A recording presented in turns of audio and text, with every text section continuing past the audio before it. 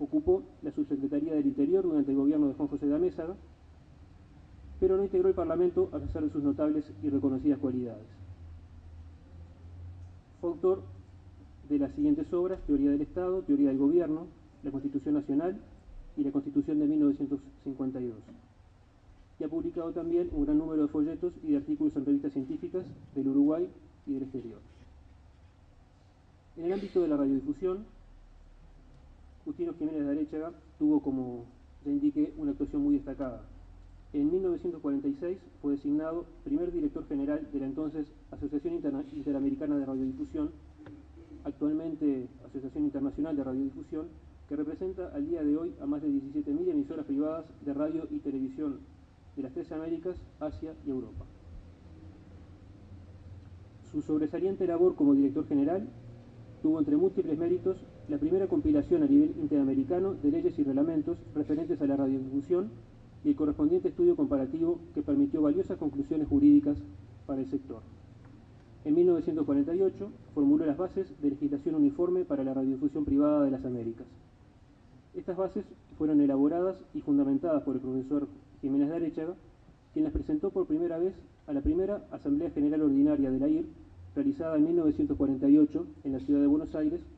aprobándoselas por unanimidad y aclamación. Las mismas fueron proyectadas con el propósito de que sirvieran de cimiento para uniformizar la legislación americana sobre radiodifusión, como paso primigenio para estructurar el derecho de la radiodifusión, nueva rama de la disciplina jurídica de incuestionable necesidad para el financiamiento y desarrollo de la radiodifusión libre y privada, considerada como un instrumento de la libre expresión de pensamiento y base fundamental y necesaria del sistema democrático. Las 14 bases, en sus enunciados y fundamentaciones, conforman un documento doctrinario que, independientemente de los nuevos avances tecnológicos, mantienen desde hace más de 60 años una singular vigencia por su concepción visionaria sobre el rol de la radiodifusión privada en el ámbito de la libertad, la democracia y el Estado de Derecho. Constituyen parte principal de la doctrina de la AIR y continúan siendo fuente de consulta en diversos países a la hora de elaborar proyectos normativos para la actividad. Posteriormente a su mandato como director general, el profesor Jiménez de Aréchaga ejerció por muchos años e ininterrumpidamente la presidencia del Comité Jurídico de la AIR, donde quedó para siempre la impronta de su sabiduría y sus extraordinarias cualidades como jurista y pensador. Fue conferencista y orador principal, invitado por diversas asociaciones de radiodifusores en distintos países de América Latina, donde expuso distintas perspectivas sobre el valor de la radiodifusión privada e independiente para el ejercicio de la libertad de expresión y la plena vigencia de la democracia. En el ámbito de la radiodifusión privada nacional, el profesor Dr. Justino Jiménez de Aréchaga mereció los más altos reconocimientos y distinciones, siendo además presidente de la Asociación Nacional de Broadcasters Uruguayos, ANDEBU, desde 1961 hasta 1971.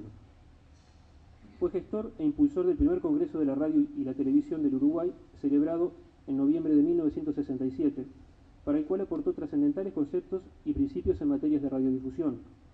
que se integraron a la doctrina de ANDEBU, como también su discurso al clausurar las sesiones de dicho Congreso con el título "Por una radiodifusión privada y libre".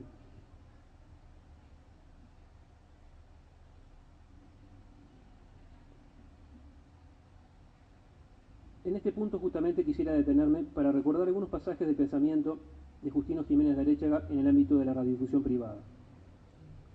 Acerca de la radiodifusión y el derecho, expresó Jiménez de Aréchaga en 1944, en Radio El Espectador,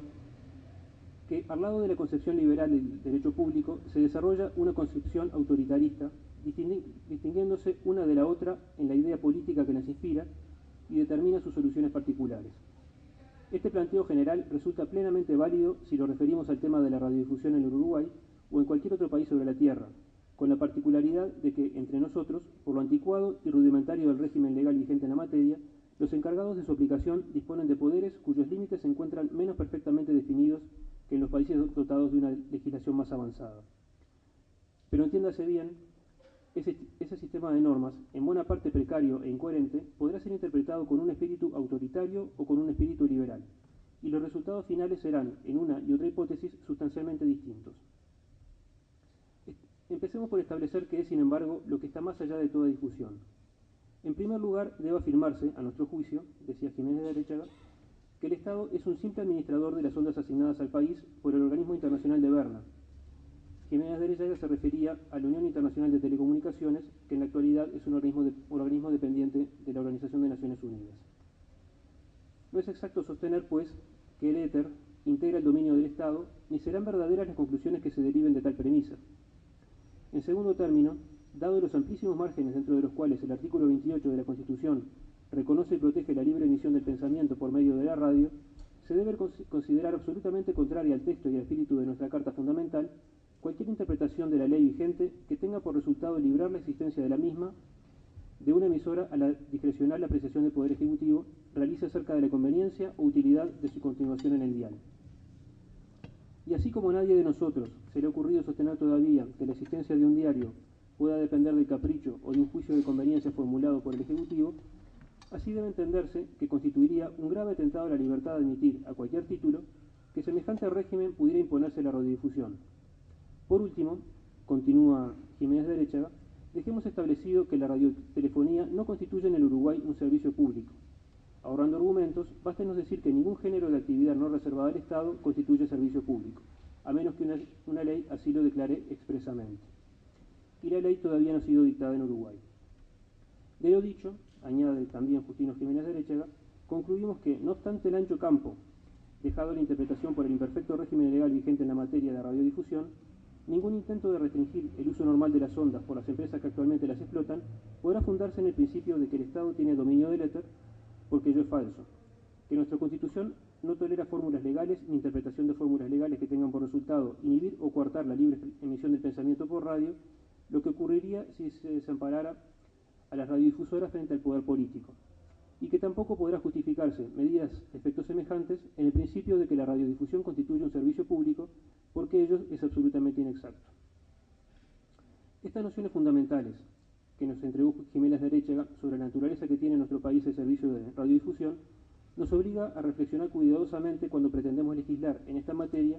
importando construcciones jurídicas diseñadas en otros lugares del mundo, para otras realidades y para formas diferentes de concebir los servicios de comunicaciones. Es que la radiodifusión nació y se desarrolló en Europa en los primeros años de la década de 1920, al mismo tiempo que tomaban fuerza allí distintas ideologías totalitarias que concebían a la radiodifusión como un instrumento de propaganda política y no como un servicio de propagación y circulación de informaciones, de divulgación del conocimiento y la cultura y de popularización del esparcimiento. En ese continente, el servicio de radiodifusión fue rápidamente absorbido por los estados bajo la forma jurídica de servicio público, habiendo permanecido así hasta la actualidad, si bien desde hace muchos años la doctrina especializada europea ha venido reclamando la reformulación de la naturaleza jurídica de este servicio. En este sentido, con gran satisfacción, asistimos hace muy pocas semanas a un cambio histórico que se produjo en España,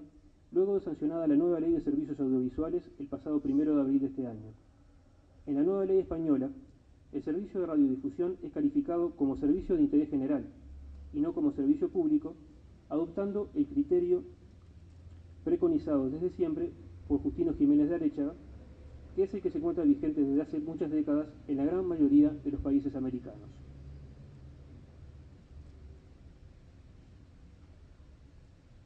Resulta entonces asombrosa la actualidad y proyección que tienen las expresiones de Jiménez de Arechaga, que compartí hace un momento con ustedes, luego de más de 60 años de haber sido pronunciadas. Pero en otro aspecto son también asombrosamente premonitorias, desde que nos encontramos asistiendo en nuestros días a procesos de deconstrucción institucional que tienen lugar en varios países de América Latina y en los cuales el ataque y el cuestionamiento a los medios de comunicación y a los periodistas es una práctica cotidiana. A propósito,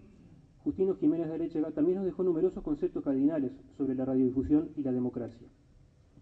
Decía Jiménez de Arechaga que la radiodifusión debe mostrarse digna de sus libertades. Ella, como los individuos,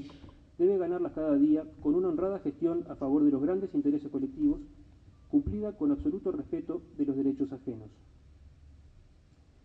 Jiménez de Arechaga señalaba que la radiodifusión se ha prestado a recoger las opiniones de nuestros hombres más valiosos, ya sea que coincidieran o no con las de los propietarios o directores de canales o emisoras, o con sus ideales, conveniencias o legítimos intereses, ofreciéndose así un ejemplo de imparcialidad y de objetividad en la información que no es igualado por ningún otro medio de comunicación popular. En el Congreso de Radio y Televisión celebrado en el Parque Hotel de Montevideo en noviembre de 1967,